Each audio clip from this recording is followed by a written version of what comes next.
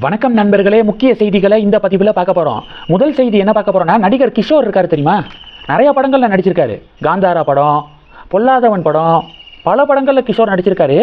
அவர் ஒரு திரைப்படம் சம்மந்தப்பட்ட ஒரு டிபேட் ஷோவில் கலந்துக்கிறாரு. அவருடைய படம் ரிலீஸ் ஆகுது போல், அதை ப்ரொமோட் பண்ணுறதுக்காக இன்டர்வியூ கொடுப்பாங்களே, அதில் நெறியாளர் ஒரு கேள்வி கேட்குறாரு. கடந்த காலத்துக்கு போய் உங்களால் ஒரு விஷயத்தை மாற்ற முடியும் அப்படின்னா எதை மாற்றுவீங்க அப்படின்னு சொல்லிட்டு ஒரு கேள்வி கேட்குறாரு. உடனே கிஷோர் சொல்கிறாரு, 2014 போய் மோடி பிரைம் மினிஸ்டர் ஆகிறத தடுத்திருப்பேன் அப்படின்னு சொல்லிட்டு கிஷோர் பதில் கொடுக்குறாரு. ஏன் சார் அப்படின்னு சொல்லிட்டு நெறியாளர் கேள்வி கேட்குறாரு. அதுக்கு கிஷோர் ஒரு விளக்கம் கொடுக்குறாரு. பாருங்க, என்ன தெரியுமா? வெறுப்புணர்வை முதலீடாக வைத்து ஆட்சிக்கு வருபவர்கள் ஆபத்தானவர்கள். மோடி அப்படி தான் வந்து ஆட்சிக்கு வந்தார், அப்படி தான் ஆட்சியை நடத்திக்கு இருக்காரு. ஃபுல்லாக வெறுப்புணர்வு அப்படின்னு கிஷோர் விளக்கம் கொடுக்க, இது நாடு முழுவதும் பெரிய டிபேட்டாக மாறி இருக்கு. நம்ம தொடர்ந்து சொல்லக்கூடிய விஷயம் ஒன்று தான். இது மாதிரியான திரை பிரபலங்கள் ஒன்று வாய்ஸ் கொடுத்தா எல்லாத்துக்கும் பொதுவாக வாய்ஸ் கொடுக்கணும். ஒன்றை மட்டும் பற்றி பேசுகிறது, அதாவது மத்தியில் ஒரு சட்டத்தை கொண்டு வராங்க அப்படின்னா கொந்தளிக்கிறது, மாநிலத்தில் ஏதாவது இஷ்யூ நடக்குதுன்னா வாயவே திறக்கிறது இல்லை. இதுதான் இரட்டை வேடம், திரை பிரபலங்களுடைய இரட்டை வேடம். மோடி வெறுப்புணர்வை கக்குகிறார் அப்படின்னு கிஷோர் சொல்கிறாருல, சிறுபான்மை சமூகத்தை பற்றியும் அவங்களுடைய மத நம்பிக்கையை பற்றியும் மோடி என்னைக்காவது பேசி காயப்படுத்தியிருக்காரா? எதிராக ஏதாவது ஒரு விஷயம் பேசியிருக்காரா மோடி இது வரைக்கும்? எனக்கு தெரிஞ்சு இல்லை. அடுத்து, சிறுபான்மை சமூகத்தை சேர்ந்த மத பண்டிகைகள் வருது அப்படின்னா முதல் நபராக வாழ்த்து சொல்கிறாரு. ஆனால் அவரை வெறுப்புணர்வை விதைப்பவர், வெறுப்பு ஃபுல் அண்ட் ஃபுல் ஹேட்டு அப்படின்னு சொல்லிட்டு முத்திர குத்துறாருல கிஷோர். சனாதன தர்மம் அழிக்கப்பட வேண்டும், ஒழிக்கப்பட வேண்டும், டெங்கு, கொசு, மலேரியா அப்படின்னு சொல்லிட்டு சனாதன தர்மத்தை அதோட ஒப்பிட்டு பேசினார் ஒருத்தர். இது வெறுப்பு பேச்சு கிடையாதா?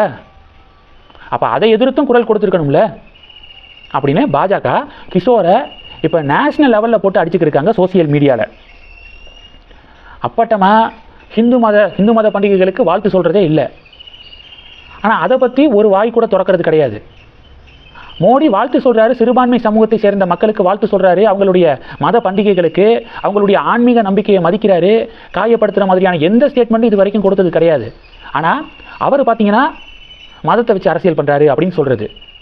எதிர்கட்சிகள் இண்டி கூட்டணி பண்ணுறது என்ன, மத அரசியல் இல்லையா? ஓட் பேங்க் பாலிடிக்ஸ் அவங்க பண்ணவே இல்லையா அப்படிங்கிறதான் பாஜகவுடைய பலர் கேள்வியாக இருக்குது. இது ஒன்று. ரெண்டாவது என்ன பார்க்க போகிறோம்? ரெண்டாவது, பிரைம் மினிஸ்டர் மோடி மாநிலங்களவையில் நேற்று அதிரடியாக காங்கிரஸை பார்த்து ஒரு கேள்வி விமர்சனம் பண்ணியிருக்காரு. என்னென்னா, ஓட் சோரி, வாக்கு திருட்டு அப்படின்னு சொல்லிட்டு, இந்த திருட்டு அப்படிங்கிற விஷயத்தை காங்கிரஸ் பேசுகிறதுக்கு தகுதியே இல்லை. ஏன்னா திருடுறது அப்படிங்கிறது அவங்களுடைய பரம்பரை பழக்கம் அப்படின்னு மாநிலங்களவையில் மோடி சம்பவம் பண்ணியிருக்காரு. குஜராத்தியின் சர்நேமையே திருடிட்டாங்க காங்கிரஸ். இதை மோடி சொன்னோன்னா நிறைய பேருக்கு புரியலை. அதுக்கப்புறம் மோடி விளக்கம் கொடுக்குறாரு. மகாத்மா காந்தியின் பேரை தான் சொல்கிறேன் அப்படின்னு சொல்லிட்டு மோடி காங்கிரஸுக்கு நேற்று பயங்கரமான ஒரு சம்பவம் பண்ணியிருக்காரு மாநிலங்களவையில். அது சம்மந்தப்பட்ட வீடியோ ட்ரெண்டிங்காக ஷேர் ஆகுது. இது ரெண்டு. மூணாவது என்ன பார்க்க போகிறோம்? வானதி சீனிவாசன் அவர்கள், அண்ணாமலை சட்டப்பேரவைக்குள்ளே வரணும் அப்படிங்கிறதான் எங்களுடைய விருப்பம். அவர் சட்டமன்ற தேர்தலில் போட்டியிட்டு சட்டப்பேரவைக்குள்ளே வரணும் அப்படிங்கிறதான் விருப்பம் அப்படின்னு வானதி சீனிவாசன் அவர்கள் பேசியிருக்காங்க. அது வானதி அவர்களுக்கு மட்டும் கிடையாது, ஒவ்வொரு பாஜக தொண்டர்களுக்கும் அதுதான் ஆசையாக இருக்குது.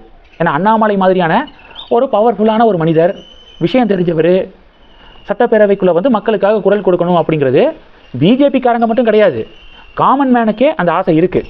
இதுதான் உண்மை. 2024 அவரை எம்பி ஆக்கிடணும் அப்படின்னு சொல்லிட்டு காமன் பீப்புள் நினச்சாங்க, ஓட்டு போட்டாங்க. கிட்டத்தட்ட 4.5 லட்சம் வாக்குகளை கோவையில் வாங்கியிருந்தார்.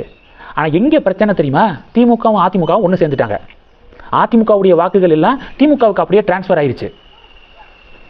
அங்கேருந்து திமுக அப்படியே கை கொடுத்து சமரசமாக போயிட்டாங்க. அண்ணாமலையை வரவிடக்கூடாது அப்படின்னு 2 பேர் கை கோத்துக்கிட்டாங்களா? இங்கே தான் பிரச்சனை. இப்போ அதிமுக பாஜக கூட்டணி தான் அமைச்சிருக்காங்க. ஆனால் அண்ணாமலைக்கு எதிராக அதிமுக வேலை பார்க்க மாட்டாங்க அப்படிங்கிறது என்ன நிச்சயம்? ஏன்னா 2024 வேலை பார்த்துருக்காங்களே, என்ன நிச்சயம்? அப்போ அண்ணாமலை மறுபடியும் இந்த வாட்டி போட்டியிட்டாருன்னா அவரை வீழ்த்துறதுக்கு கண்டிப்பாக திராவிட கட்சிகள் கை கோர்க்க மாட்டாங்க மறுபடியும் அப்படிங்கிறது, மறைமுகமாக கை கோர்க்க மாட்டாங்க அப்படிங்கிறது என்ன உத்தரவாதம்? ஏன்னா அவங்கள பொறுத்த வரைக்கும் அண்ணாமலை திராவிடத்துக்கே எதிரியாக தான் அவங்க நினைக்கிறாங்க. இந்த ஆள் வளரக்கூடாது, வளர்ந்தா திராவிடத்தை முடிச்சு விட்ருவாரு அப்படிங்கிற ஒரு பதட்டத்தில் தான் 2 பங்காளி கட்சிகளும் இருக்காங்க. அப்போது அண்ணாமலை போட்டியிட்டால் கூட்டணி கட்சி அப்படிங்கிற முறையில் அதிமுக சரியாக வேலை பார்ப்பாங்களா? இந்த சந்தேகம் எங்களுக்கு இருக்குது. ஒன்று. ரெண்டாவது, ஒருவேளை அண்ணாமலை ஜெயித்தாலும் எங்களுடைய வாக்குகள் காரணமாக தான் அண்ணாமலை ஜெயிச்சாரு அப்படின்னு சொல்லிட்டு பேச மாட்டாங்கங்கிறது என்ன நிச்சயம்?